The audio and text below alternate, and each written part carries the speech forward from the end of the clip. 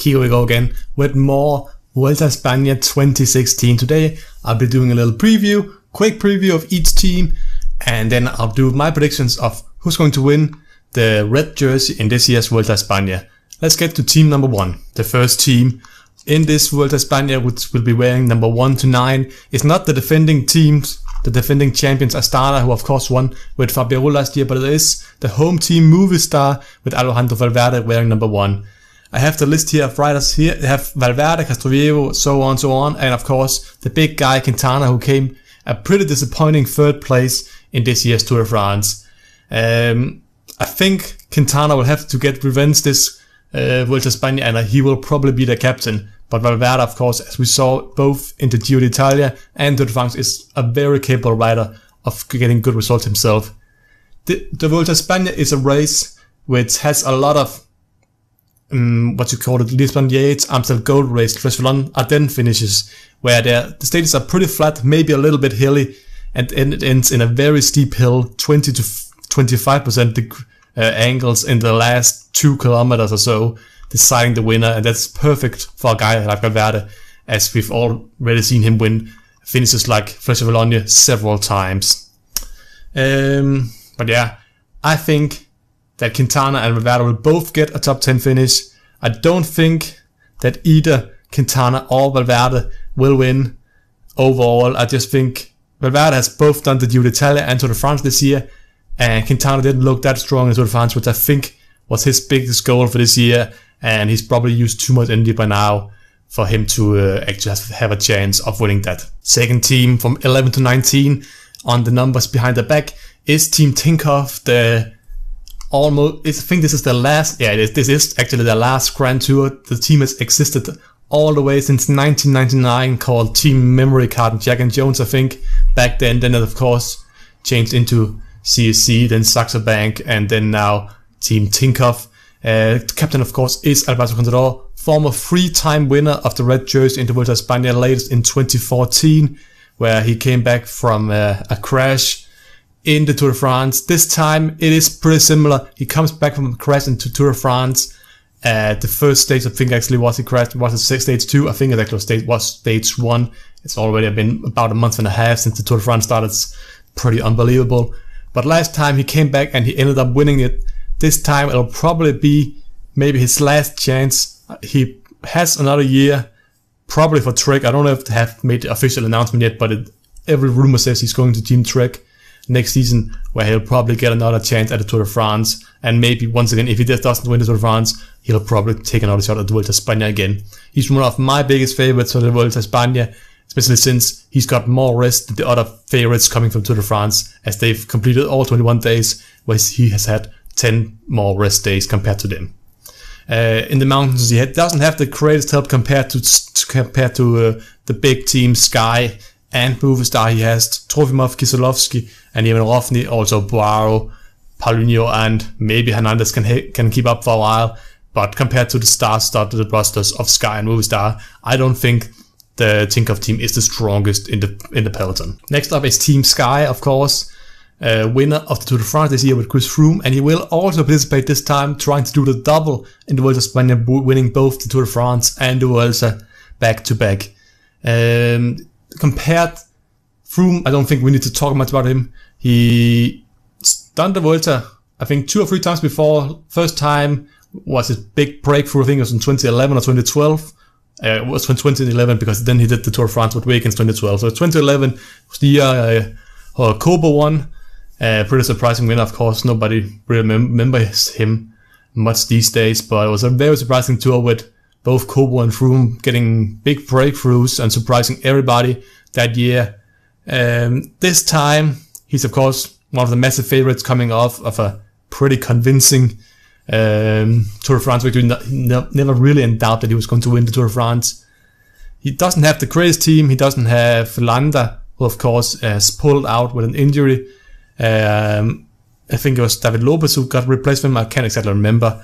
But he still has guys like Leopold Koenig, who is of course a great Grand Tour rider himself. Was very close to making to the France team, but just got sorted out in the last second, I think. And also Kwiatkowski, who hasn't had the best year compared to his World Championship year, but still is a great rider, and he showed at least some attacking power in the Olympic road race a few weeks ago.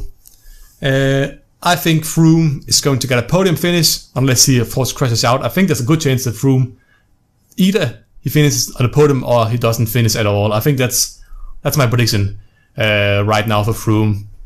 But I'll give you my winner predictions for who's going to win it all later on. Next up is Team BMC Racing. They have 2 captains again. Van Garderen is wearing the number 1 or the number 31 on the back of his shirt, but they've said that the actual captain, they don't have 2 captains like they had in the Tour de France with Richie Porte as well. This time they've chosen to go for home country hero Samuel Sanchez, the old Euskaltel rider and former Olympic champion. Speaking of the Olympics right now, won in 2008 I believe. Samuel Sanchez is not the rider he used to be, so I don't really know, but Gigi Van Garderen hasn't shown that much himself either. I don't know really who's going to be the best of the 2 riders, but Sam Sanchez must be in pretty good form since they've decided that he gets the role as leader on the team ahead of probably the home country. BMC is a Swiss team, but they have, I'm pretty sure BMC is an American licensed team with a Swiss sponsor. I think that's what it is. So a bit surprised they didn't go for Tito Van Garderen just for home country support. But they have also Ate Puma, who did a great job. Gilbert, former world champion and many-time Monuments winner, is there. Bit surprising not seeing Greg van Avermaet here. I guess I just want to see him because we haven't seen that gold helmet. When you win the Olympic road race, you get to, of course, drive in the gold helmet. We didn't see it in the last 4 years because Vinokurov retired immediately after winning the Olympic road race in London 2012. So I was really hoping to see Greg van Avermaet here in the Vuelta a España. Next team is Team Lotto NL Jumbo with captain Steven Kruijswijk, almost winner of the Giro d'Italia before a fatal crash on stage 19 downhill, the very snowy downhill, where he threw his GC chances away. Ended up, I believe, completely outside of the podium behind, of course, winner Nibali, Chavez, and I think Valverde got 3rd. So long ago, I can't exactly remember right now, but I believe that was the podium with Kruijswijk finishing just outside of it. This time he's come back for revenge. He's proven that he is a very capable GC rider, and I think he's one of the riders that, even though he's proven before, people will still be shocked if he can actually stay with Froome and Contador, because it's one thing staying with Nibali and staying with Valverde and staying with Chavez, but staying with Froome and staying with Contador and even staying without Arus, even though he isn't here, is a different story. So I think either he'll disappoint a lot and show that he's still a bit away, or he'll really surprise a lot of people staying with them on all the mountain stages. To help him, he has, what do we have? We have Robert Gesink, former top 5 finish, I believe, in Tour de France, maybe finished 6th, but I think he's up there at least. Hasn't been that great the last couple of years, but I think this year he's proven that he's back there again. He has had a bit of an injury here. I think it's an eye injury he's had before the start of this Vuelta a España, but he should be okay now, and he's always a hit or miss rider. He's either really good and he can be a great helper for Kruijswijk, or he'll just flop totally and he won't even finish top 50 in the mountain stages. I'm very excited to see what we can expect from him. Last rider I want to mention is Bartaglin, who is what's called the Italian rider from Lotto Jumbo. He did also pretty well. I think it was in the Giro Italia as well, but hasn't shown much in the stage wins category, and I think he'll really want a stage win, especially if Kruijswijk isn't strong enough. I think he'll easily get a stage win if he's allowed to go away. Next team up is Orica Bike Exchange, former owners Orica Green Edge. Captain is Johan Esteban Chavez, and of course second place winner in the Giro d'Italia back in May. Also got his big breakthrough, I would say, in the Vuelta last year, meddling with Tom Dumoulin and Fabio Aru in the top of the standings on pretty much every stage. He had a few stages where he fell through, which is why he couldn't compete for the overall victory, but he's learned a lot from that race and of course the Giro d'Italia earlier this season, and I think he'll be up there again. He also has a pretty strong supporting cast, not as strong as the other teams, but compared to Aragonés, which is usually a classic team, sprinter team. They've pretty much selected no sprinters at all, apart from maybe Magnus Kort, the only Danish rider, in the Vuelta Espana this year. So he has, I mean, not the strongest team. He doesn't really have any climbers, but he has a lot of helpers who can easily help him in the hilly stages and flat stages, and then he has to do it pretty much by himself in the mountains. So if I'm a bit worried that if he gets in the early red jersey that like he did last year, and we come to one of those tough mountain stages with several climbs, he'll be left alone and every other team will attack him, and he'll have to use a lot of energy by himself defending his red jersey. And I think that will come back to haunt him at some point if that scenario happens. Next up is Team Astana, the defending champions team of the Vuelta Espana, with Fabio winning last year. This year he's not starting, neither is Vincenzo Nibali, who will of course leave the team, pretty sure of, next year. Instead they have Michele Scarponi, former Giro d'Italia winner, after, I don't know, he's not really the Giro d'Italia winner, but I think he got the win after Contador got his win. Or was it Basso? I can't exactly remember right now, but one of them lost their win, so Scarponi is officially a Giro d'Italia winner. But I believe they'll drive for a ride for Miguel Ángel López, the young Colombian rider. I think he's only like 22 or something like that. He's shown really great promise, winning the Tour of Switzerland. I believe he won this year. And yeah, haven't really seen what he can do in the Grand Tour yet, but he's a great climber, great hill rider.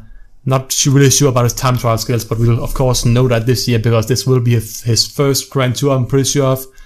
And really excited to see what he can actually do once he's of course a captain for his own team. He has a strong lineup, as of course Astana always has a strong team behind them, and it'll be really great to see what he can do for his team. I'm predicting at least a top 10 finish for him. Okay, I think we've gone through most of the favorites team now, so we'll go through the last couple of teams a bit quicker, since they don't have many of the top favorites, maybe for some of the other jerseys, but I'll mention that quickly. Next up is Frances Deschaux, Kenny Lesonde, Chenise, and yeah, that's pretty much it for the team. They have Christian Eiking from Norway, one of the great young riders that I think we should look at. I think this is this Grand Tour debut as well, so it'll be very exciting to see him. I don't expect much from them. Francis is a team that usually just focuses on the Tour of France, so we'll probably just see them in breakaways and maybe getting a stage that way. Next up is Team Jan Alpecin. Barguil didn't show that much promise. He was my favorite for winning the white jersey ahead of Simon Yates, or Adam Yates, in what's it called? In the Tour de France under 25 competition, of course, why I'm messing up there. But this person is a bit weaker, so I think we'll see him a bit further up in standings here compared to the Tour de France. Still, I think top 10 is the max he can get. Maybe the places from first to 1 to 2, 3, 4, 5 is pretty cut in stone. I think. I can't exactly remember them, but it's usually the top favorites. From 6, 7, 8, 9, 10, it can pretty much be any rider who has a great Grand Tour this year. And getting a top 10 one time to the France shows you a great rider, but doesn't really show you a Grand Tour rider capable of winning several Grand Tours. You need to get those consistent top 10 at least, or consistent even top 5, to be an actual challenger or a favorite for Grand Tour. Next up we have Trek with, I don't know how old he is right now, Heimer Zubeldía. I'm really happy that Trek is cleaning out in the team, because this team is a mess. And next year Trek is going to be such a strong team, just like we thought they were going to be when Leopard Trek started back, I think 2010 or 2011. It's been so long after all, but Cancellara is gone, and I think a lot of salary with him has been opened, and the team is looking really strong for next year. But here, I don't think we'll see much from them. Zubeldía might be able to sneak in to a Zubeldía top 10, as he's done so many times before, by just being consistently top 20 in every stage. And when every other rider loses 30 minutes and loses their top 10 chance, he only loses 5 minutes on each stage, and then ends up in the top 10 somehow. Nobody really knows how. Next up is Etoile Mondial. Perrault crashed out in the Giro d'Italia pretty early on. He was one of Porto Vivo's main helpers, I believe, back then. I did a Giro d'Italia series as well, so that's probably why I remember that. Jean-Christophe Perrault Barcaland, that's pretty much it. Again, not the strongest team from the French teams here. Same with France, not really a challenger for much. Maybe Perrault, former second place finisher in the Tour de France, can do something, but he's getting pretty up there in age, and I don't think we'll see a lot from this team apart from breakaways either. Katusha, with one of the weakest teams. Katusha, of course, have the second biggest budget in the entire peloton, behind only Sky, I believe.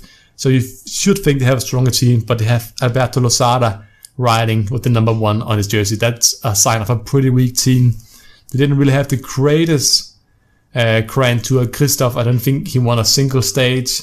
Mørkøv is Bliermeng. I of course know crashed out on stage 1.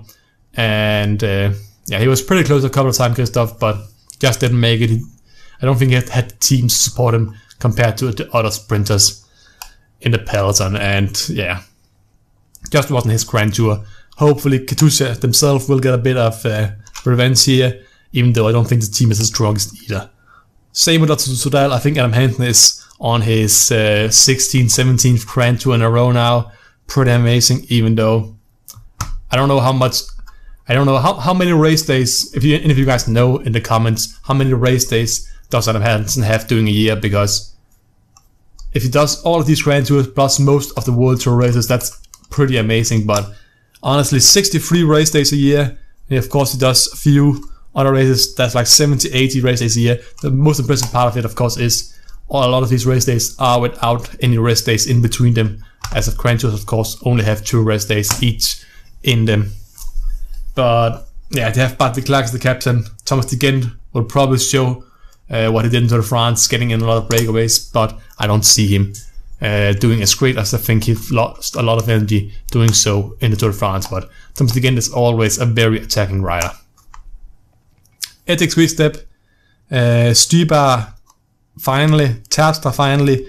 Didn't see them in the Tour de France because Ethics has such a stacked team, but they're here now, and I think one of them will get a stage win here, and they will at least show themselves in the front of the peloton. Also, Brambilla did very well in the Spring Classics this year. I think he was in, what's it called, that classic in Italy in the start of March. It's just got upgraded to a World Tour race. Strade Bianche, of course. He did really well there, almost won it before being overtaken by, was it Cancellara Sagan in the end? I can't remember right now, but it was a very great Grand Tour. And a very good classic campaign for him, and I think he'll do well here as well. Cannondale has, in my opinion, have a stronger team here than they did in the Tour de France, which I don't understand. Talansky, of course, hasn't really improved himself a lot. Roland is here, and Famolo, and Dombrowski, and Simon Clark. Morenamosa, Villa. I honestly think this is one of the strongest teams. They just miss that big star rider that can really push them to the podium or top 5 in the overall standings. I don't think any of these riders, even though they're all individually maybe top 20 riders, I think all of these riders can get top 20 that I just mentioned. Talansky can get it, Dombrowski, Simon Clark, Famolo, Piolang, maybe in Moreno Mosa, if he has a good day, can get a top 20 overall and do the job. I think they are all that great, but I don't think any of them will get top 10, and even top 5 unless they just focus all the energy on one single rider. Next up is Dimension Data, the South African team. They have, in my opinion, one of the most unlucky riders in Vuelta history. Igor Anton, of course, crashed out I think like 2 or 3 days before the end of the Vuelta Espana. I can't believe what year it was. Was it the year Kobo won ahead of Froome? Not exactly sure. But he was so close. He was wearing the red jersey for such a long time, and he crashed out so unluckily on a descent before the final climb on one of the mountain stages. I don't know what year it was or what stage it was, but you can probably look Igor Anton crashed Vuelta Espana up, and you'll find the year and stage as well. But he was so close to winning, and since then it's just gone completely downhill for him, and I don't think we'll see him near the top ever again, which is really unfortunate for him. Same with Tyler Farrer. Kudos is probably my dark horse here. I've done an Africa challenge before on Pro Cycling Mania 2015, and he's been a great rider for me there, so I always keep an eye out for riders that I have had on my team, seeing how well they do. Hopefully he'll do well. So same with Jacques van Rensburg.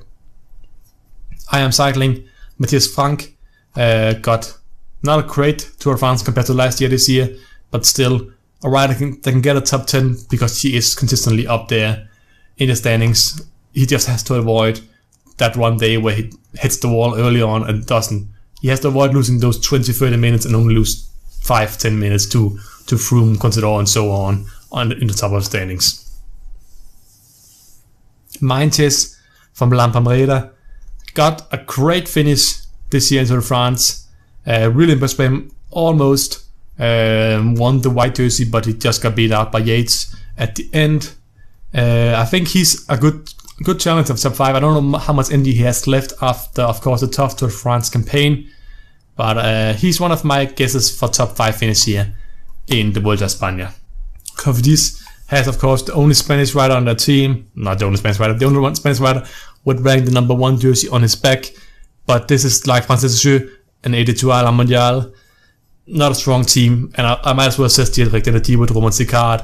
I don't think any of Cofidis or Direct Energy is going to contest the top spaces in the standings here, and I don't think we'll see them other than in the breakaways and maybe competing for some stage wins once in a while. Boagan the same, of course. The German team now, which will get a lot stronger next year. Get used to seeing Boagan in the front of the peloton because they'll have a very stacked team coming next year. So with Sagan, of course, moving there. This time, of course, not really. Jose Mendes is the captain for the team. Have a lot of strong riders who can get a good results on the breakaway, but no one really for the overall classification, I think, here. Same with Caio Real, David Arroyo. Many times he's been a helper for Valverde and Quintana in the Grand Tours. Now he's got his own chance as a captain. Let's see if he can take it maybe to a top 10 finish. I don't think he will, but we'll see. And let's go to the predictions. Here are my predictions for Vuelta a España season 2016.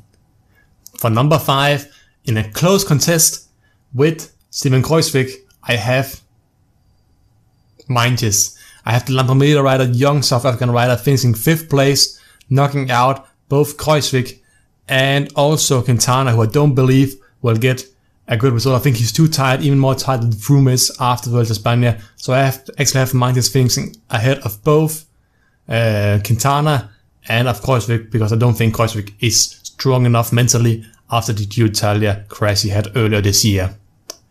In 4th place I have Alejandro Valverde. I think he'll get most of the captain role, but I also think he'll be a bit behind, both in energy and in just time, after first helping Quintana for most of the start of the Grand Tour. After Quintana then falls off, he'll be too far behind, but he'll still manage to end up finishing top 4 in the standings. In 3rd place I have Chris Froome. I think Froome is a bit too tired to actually win back-to-back. We've seen Contador try it a lot of times before, but Froome is probably a step higher than Contador. Still, I don't think he has the energy left after Tour de France and as strong as a team as he had in Tour de France to take back-to-back Grand Tour victories. In 2nd place, I have Esteban Chaves. I think he'll get his second place Grand Tour into the Vuelta a España after getting 2nd in Giro d'Italia. I just think he's a rider who can just stay consistently up in the front. He will not have a bad day, but he will not have a day where he gains 3-4 minutes on the rest. And for the winner, of course, that leaves one rider I haven't mentioned. I think Contador is going to do exactly the same as he did in 2014, getting the overall and his 4th Vuelta a España victory, defeating all of the other favorites in a very strong peloton here, just like he did in 2014, beating Froome, Quintana, Joaquim Rodriguez and what else he beat back then. I think Contador is going to do it again.